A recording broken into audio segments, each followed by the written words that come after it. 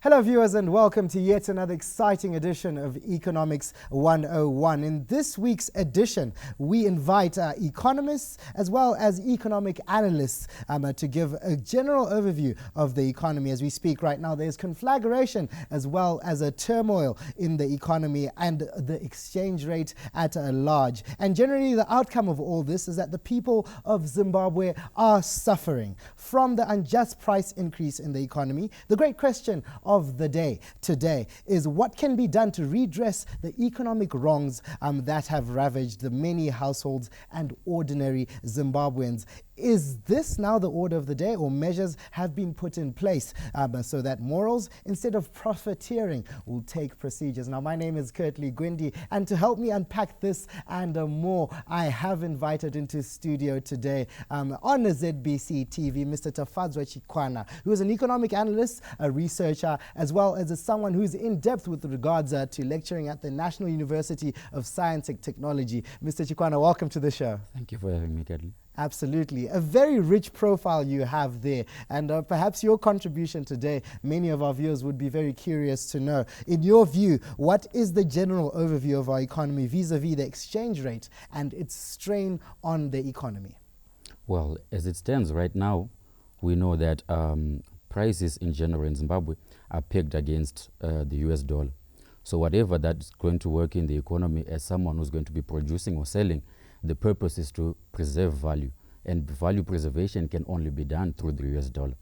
But now that relationship between the US dollar and our local currency, there tends to be a clash between them, because whilst the US dollar is gaining in value, our local currency is continuously losing value for various reasons that I'm sure we'll discuss about. But as it proceeds further and further, we're going to see that the local currency is going to depreciate because of expectations. So it's even going to get worse than it is now? It's going to get worse than it is. If I were to speak to you at an individual level, we know what is happening right now. Information travels. Economic agents have what are known as expectations. They use the information that they have today, that they know about yesterday, to react to the current environment. So given what they know, supposing someone has got Zimbabwean currency loaded in their bank account, what is the natural reaction that they are going to do? They are going to find ways of spilling it into the market to gain as much US dollar as possible. And that excessive demand for US dollar vis-a-vis the supply is going to further depreciate the currency to even worse standards that we have right now. And what can you say, the US dollar, perhaps it's a proposal. You want to speak to me at an individual level, yes. I'll ask you an individual question. Yes. How about we leave this local currency and perhaps hop into a system where the US dollar is the predominant currency in Zimbabwe? What will that, from your view as an economic analyst, what will that impend with regards to our economy? In the short term, from my perspective, that is the only solution available. Because what is currently happening is a culmination of distortions within the market. We have 3 or 4 official exchange rates which are pervading in the market. We've got individual exchange rates within different institutions and shops. Retailers have got their own individual ones. Those distortions are a very, very rabid playground for arbitrage. So because of that, we need to let go of the local currency, let the US dollar work in the short term. It will not function in the long term. Now, Tafadzwa, it's a very important point you've raised there. You've said we let go of the US dollar and of the RTGS dollar, yes. Of course, and we run with the US dollar. But of course, we want to know from you as an economic analyst and perhaps a researcher. Your research can tell us who is in control of this entire matrix. Who makes that decision that you have just put on the table? Well, it's a double pivoted approach to these things. Markets are strong. Markets determine a lot of things which happen, but at the same time we've got government policy, which is also a very powerful and fundamental tool in how the economy is managed.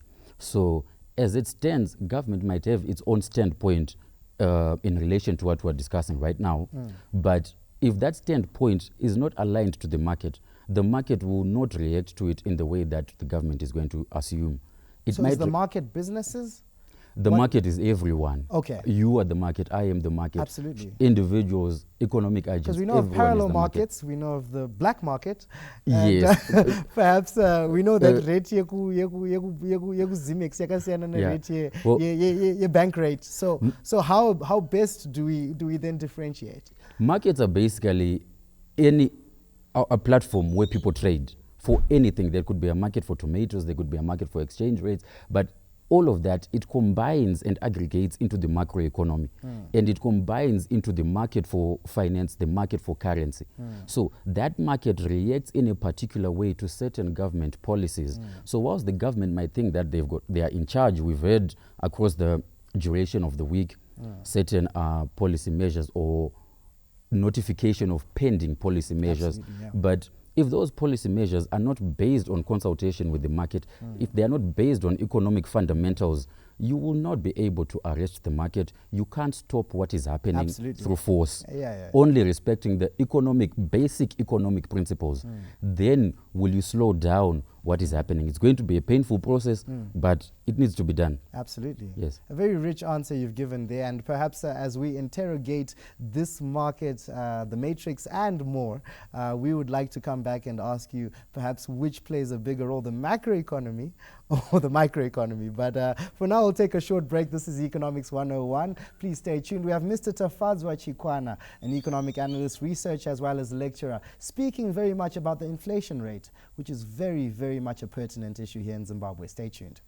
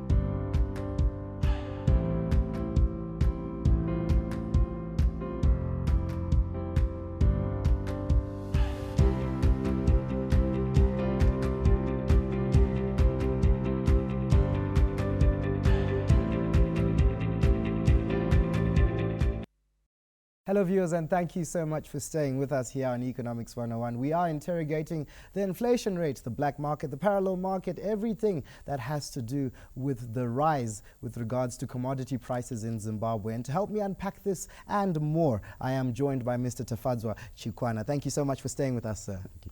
I thought you were going to run away from the set.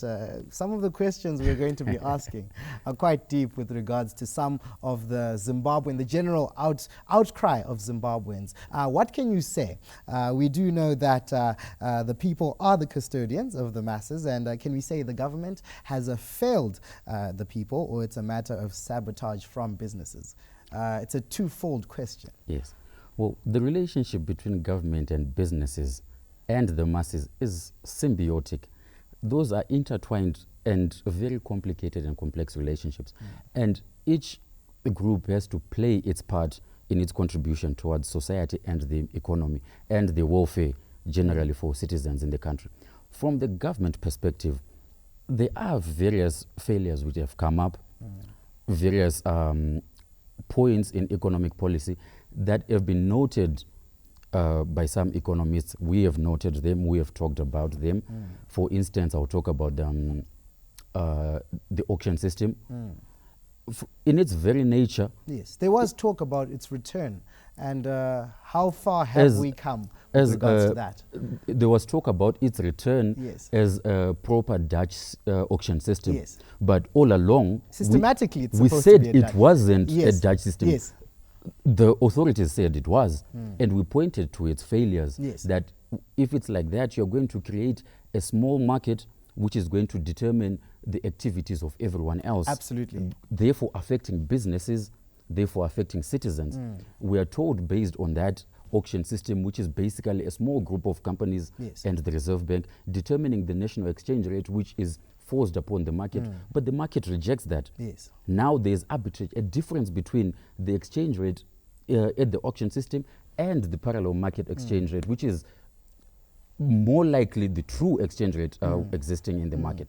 That on its own is dangerous because it creates an environment along with the policy. I'm sure you'll be aware that for retailers, if they're going to sell, they peg their prices in US dollars and are only allowed a 10% or 20% premium on top of that. On top of that, yes, with regards to that, because we're looking at the facts and the things that are actually on the ground. According to a post-cabinet media briefing that did come through from the Honourable Minister of Information, this is about a month ago, the return of the auction system did also impinged with regards to some of the premiums that are being spoken about now that you have rightly put across. But at the same time, we do know that it's the masses that are generally or directly affected. Now, we would like to obviously interrogate a question that I think just before we went for our break, we were asking you. Is it the microeconomy or the macroeconomy that plays a larger role with regards to Zimbabwe's gross domestic product? Well, you can't really divorce the two. Yes. The macroeconomy is an accumulation of microeconomic activities. Yes. So whatever you do, I do, what we are doing presently sums up with the rest of the individuals in the country to come up with the macroeconomy. Our outcries with SMEs, we have many small business holders who are currently watching us, who are viewing perhaps your contribution to Economics 101 today, and they would like to know where exactly our economy is going.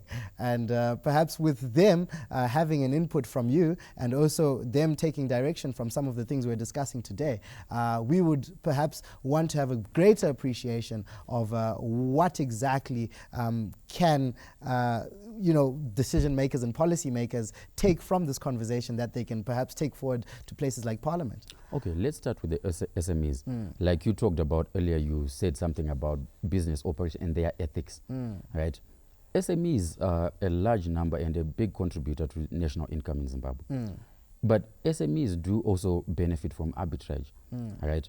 But so that system of ethical business practices has to be understood. Does it exist in the informal sector? It does not exist anywhere in Zimbabwe. Businesses are there to make profit. Yes. But ethics are part of business. Okay. In as much as you would want to maximize profits, you do need to take into consideration that just because there's a hole somewhere, do not punish. Okay. Do not overcharge when there's a certain margin that you add to your costs to get a profit. But we get to a point whereby, like I was saying, that system is created where that hole exists. And therefore, businesses are going to maximize. It's in the nature of a selfish human being to maximize. Absolutely. Yeah. Okay. And we understand as a people that our government is responsible for policy, and all that we can safely say is that our government has failed the people of Zimbabwe. And as of now, especially looking at the price of basic commodities, now, can we say it's the government or it's businesses? It's a combination of both. Yes. But you said there's a symbiotic relationship. It's a combination but there's obviously a 60-40, 70-30, 60-40 towards 90-10. government. 60, okay, 70-30 towards government failure. Okay. Because macroeconomic policy is important. If such policies do not create room for what you would call unscrupulous behavior in business, because you can't police everyone. Yes. If the proper policy is placed, if markets are liberalized, if exchange rates are floated, this would disappear because there is no room to get that extra profiteering, as you put it. Absolutely. Yes. So profiteering is a word that is happening, but you don't like its use, but it is happening. I don't, as an advocate of markets, businesses are there to maximize profits. And I believe that in the mid and long term, when businesses maximize profits, jobs are created, GDP grows, taxation, the tax base improves, everything gets better.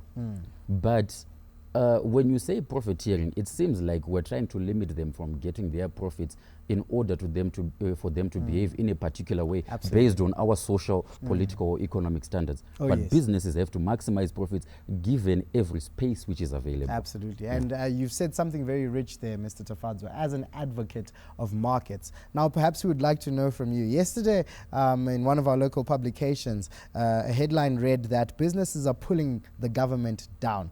In your view, is that what is happening on the ground? And if so, in what ways? I would question how. Okay. Is there a concerted effort? Is there a combination of well-connected businesses who are aware that this is the correct time, this is an election year? Should we behave in a particular pattern? Yes. I don't think so. Businesses are simply reacting to what the markets are actually giving them, right? So the fear of the rapidly depreciating currency encourages businesses to charge in future pricing. That way, if I need to restock, because my baked beans won't be bought today. Yes. If I price it with today's price, I need to constantly change it. So I'd rather price it in future so that you pay that money. I get my savings by buying foreign currency today. Yeah. And But pricing it in the future, perhaps this is, I'm thinking you're making a reference to the US dollar or the RTGS dollar? to pricing in future in the RTGS dollar. In the RTGS dollar. Yes. Okay, that's fine. And what kind of projection will you use, not knowing what the rate is tomorrow? Well, that's why I was saying that's why it's actually an institutional thing, like I said earlier, that you'll find that in every shop or in whatever shop that you enter, the prices are not the same. Yes. They are all behaving now individually. It's now a one man for himself scenario. That is why it's now uncontrollable at the moment. Absolutely. Yes. No, thank you so much for that contribution. We will come back and unpack more here on Economics 101.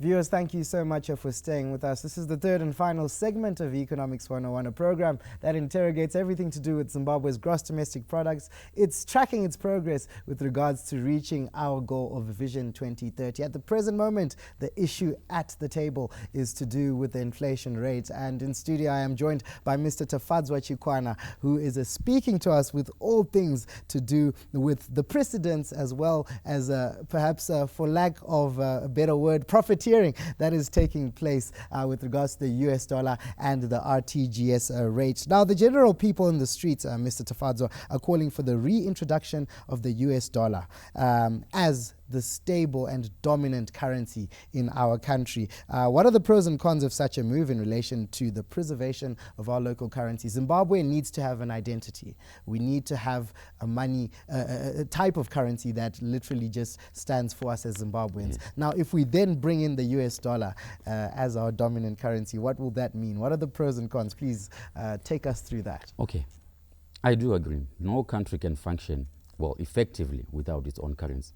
In fact, the purpose of the RBZ or the central bank is to manage the currency using interest rates and other measures to ensure the value of the currency is preserved. That way we can enhance the growth of the economy. But as it stands, inflation, as we say in economics, it's like a well-bred mare. It's built to race. The moment you let it go, you can't hold it back.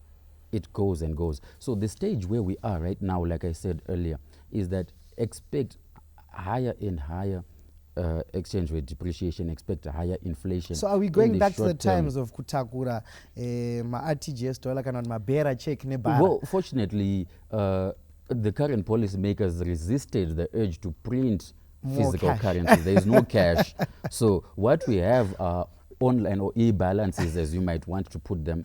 Magnanimous figures in our bank accounts. Yes, but as it stands, if it goes further and further, that is the way that we're going to go. So eventually we need to cut loose. Just that horse is bolted. Absolutely. Let's leave that. In the short term, we need to use the US dollar, but only in the short term, because that is not one, our currency. Two, we cannot control what the Fed does with that, and it would translate into the economic conditions in this country. Three, we've got no way of managing it. Supposing you wanted to print certain amounts of money for a certain activity, we can't do that. Yeah. And when banks provide loans in US dollars, what happens is that there's a money creation process. So you've got the physical balances of one person. Supposing it's your balance, you've deposited 1,000, it's in there. If I come and request a loan from our bank, they're also going to create a balance in mine. Oh, you yes. can withdraw your 1,000, I can withdraw mine. Yes. Making it 2,000 from the same 1,000. Oh, yes. But the balance in mine is a phantom balance. If we continuously do that in large So it's numbers, money that's in the air. it's in doesn't the air. exist, yeah. So eventually there will not be enough cash to sustain the economy. Oh, yes. What we need is to get back to the fundamentals after making sure that all arbitrage has been cancelled out, all distortions in the economy, the macroeconomy, in the exchange rate and inflation have been cancelled out. We need to begin afresh as individuals, citizens, business and government who trust each other. Absolutely. The value of the currency is maintained in trust. That I'm trusting you that if I deposit my 10,000 in my bank account, it will be 10,000 or more in the future, not less. Yes. So can we trust, you've spoken about trust, which is quite fascinating because we have the mushrooming of some of these e-payment platforms and, businesses or microfinance companies that seem to be cropping up daily and speaking very highly to a deposit that then translates into an e-balance. Are these people profiteering, so to speak, or they're just taking advantage of the situation? Or rather, are they in our benefit as people who are receiving funds through this e-system or e-payment system? Well, these are culminations of the status quo. Yes. In a So way, you're not wrong to start a business that negotiates all these processes. that is actually clever business to do that. Yeah. That is a market gap, which is there, you're covering a gap. Someone needs that to be done, and you have to do it, and you both benefit. Yes. But in the long term, you do not want such businesses to be lingering around, especially in their multitudes. Yes. One, they are difficult to manage from a tax perspective, Yes. from a regulation perspective, and even from a legal perspective. We hear many cases of criminality going on in those organizations. Yeah. And if you remember back then when we had currency problems again, they emanated from those micro institutions that whilst in their in their sizes being small, there are a multitude of them. Yeah. Combined, they create a macroeconomy which can destroy a currency. Absolutely, So they can destroy would rather currency. function. Use the banks. Use the formal market The system. formal markets. Money can be traced. Taxes can be charged. Criminality can be seen. Money laundering can be stopped. Absolutely. Yes. And I think a lot of it is happening through some of the systems that are already in place. Probably people who are in trade. This could be across the board. We're not limiting it to supermarkets, restaurants, etc. But what can you briefly say about some of these places that are now strictly charging in US dollars, yet they are not supposed to have the mandate to only charge in US dollars, but only providing that US platform? How best can we deal with such? Well, that's illegal, isn't it? Okay. It's illegal to charge purely in US dollars because we're in a multi-currency But I mean, the system. systems aren't Yes, allowing I'm for I'm going to RTGS. articulate Yes, it. yes. But the system allows it because we cannot police them. Authorities cannot police them individually. You can't go to Karoi or Nembudzia to see what is happening there. The policing framework is the government policy. Create a system where that arbitrage is not there. Absolutely. Remove the love for the US dollar by making them balance and removing that gap where having US dollar is actually a profit mechanism. Otherwise, without that, you won't demand the US dollar. What would I need it for? Okay. It's labor for me to go to the bank and buy US dollars and be charged again for the exchanging of that US dollar. It's I'll actually use a my full local circle currency. coming through. Yes.